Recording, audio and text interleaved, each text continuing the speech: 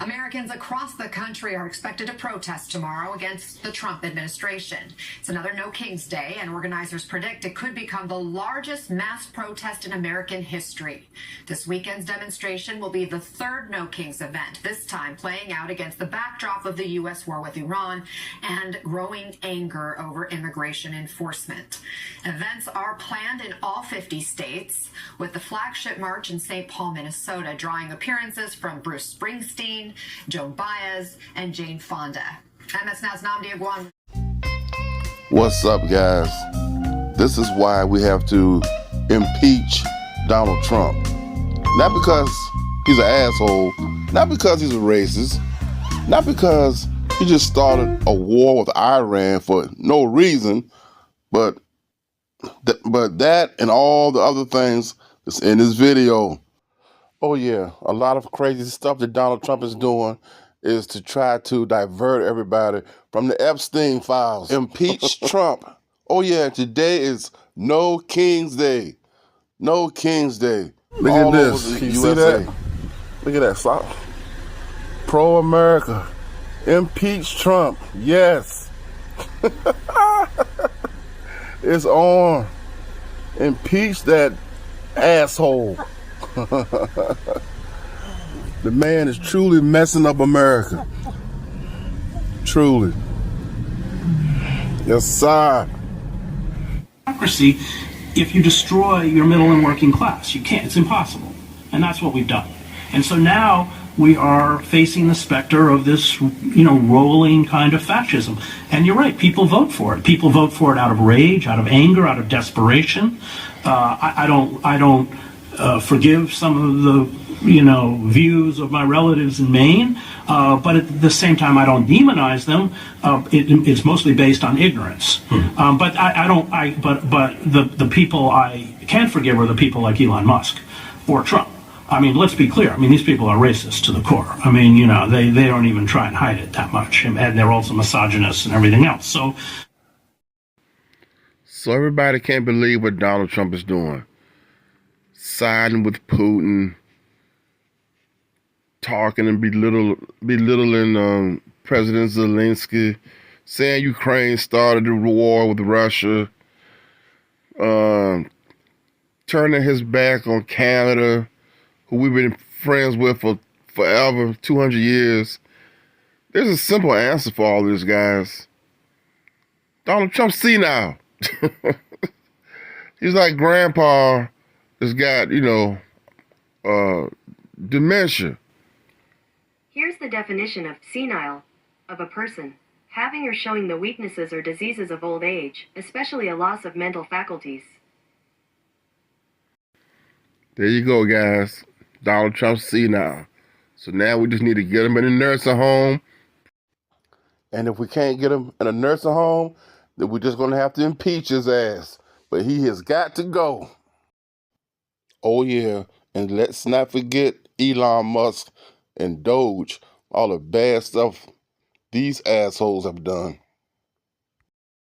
Well, President Milei has a gift for me. Javier Milei from Argentina. You guys know who that is, right? This is the chainsaw for bureaucracy. Chainsaw!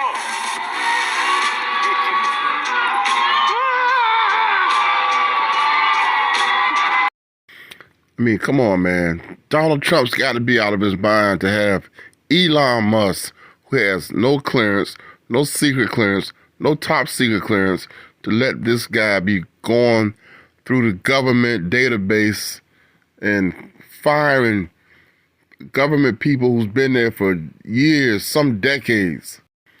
And to have Elon Musk's little goon hacker, teenage convict, Doge boys going through stuff.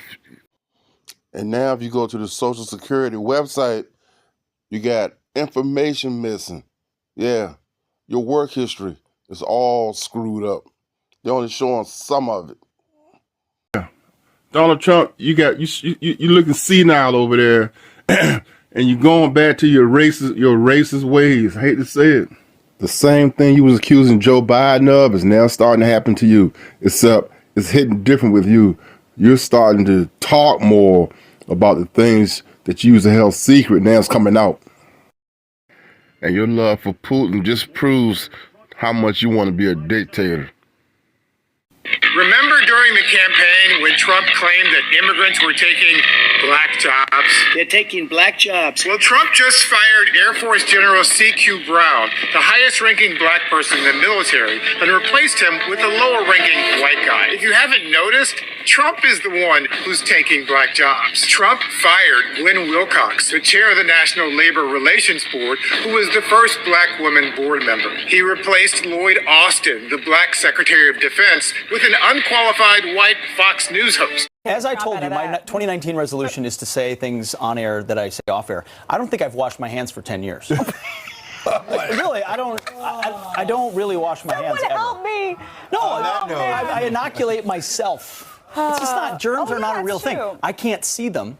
Therefore, they're not real. So you're becoming immune? He replaced Michael Regan, the black EPA administrator, with an anti-environment white guy who immediately ended EPA's Justice 40 program that funded black communities. And he's firing thousands of federal government workers with a disproportionate impact on black people. At the education department, where nearly 30% of employees are black, 60 of the 74 workers who have been let go are black. At the Department of Health and Human Services, where 1,300 people were laid off, 20% of the staff was black. At the Veterans Affairs Department, which lost 1,000 employees, 24% of the staff was black. Trump officials aren't even hiding their racist motives. White men must be in charge of everything, they say. Ever since Truman desegregated the armed forces in 1948 and Kennedy and Johnson banned racial discrimination in the federal workforce in the 1960s, the military and federal government were the few places where black people could get a good job in an era of racial discrimination.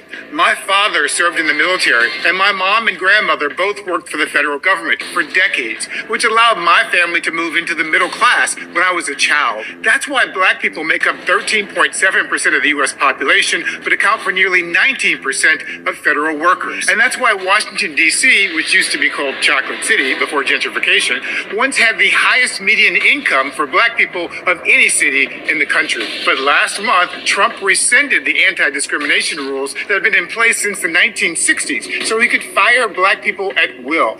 We are witnessing the most sweeping presidential attack on black workers since Woodrow Wilson segregated the federal workforce in 1913. Adam Serwer at The Atlantic calls it the Great Resegregation. The reason why Trump is attacking the federal workforce is precisely because it is often more meritocratic and therefore more integrated than the private sector, says Serwer. To get a job in the federal civil service, you have to meet the posted qualifications. But in the private sector, especially in building trades, a lot of people get jobs through their social networks, according to political scientist Ashley Jardino. Trump purposely misuses DEI as a synonym for unqualified black people, but he hires the most unqualified white people to run the Pentagon, I don't think I've washed my hands for 10 years. transportation, education, and HHS, and he allowed unqualified teenage boys to rummage through your personal information in government databases. But for young black people who are developing skills to enter the workforce, the Trump administration just halted a federal scholarship program for HBCU students. All this has happened since January, yet the East Room black people are still grinning and spinning for the white man in chief in the White House. Happy Black History Month. You serve with distinction in combat. You should not be boxed out of a promotion because Donald Trump doesn't like the level of melanin in your skin. Jesse, you talk about race too much. You're obsessed with white supremacy. You're an alarmist about these matters.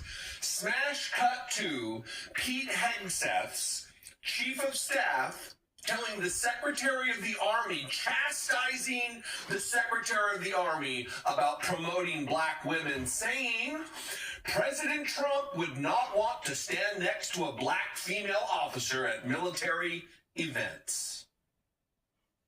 Tell me more about how this is anything other than gutter racism. Disgusting, organized under the power of the United States government, white supremacy. violating 14th Amendment rights under the Constitution of equal protection under the law by the Pentagon. This is exactly what I've been talking about for years relative to Donald Trump, but especially in this second administration. The systematic approach of erasing black contributions to this nation, building this country on the backs of abuse and murder and rape and torture and slavery. And it has continued, attempting to delete thousands of photographs on Pentagon websites depicting black people serving their country valiantly, not promoting people based on race.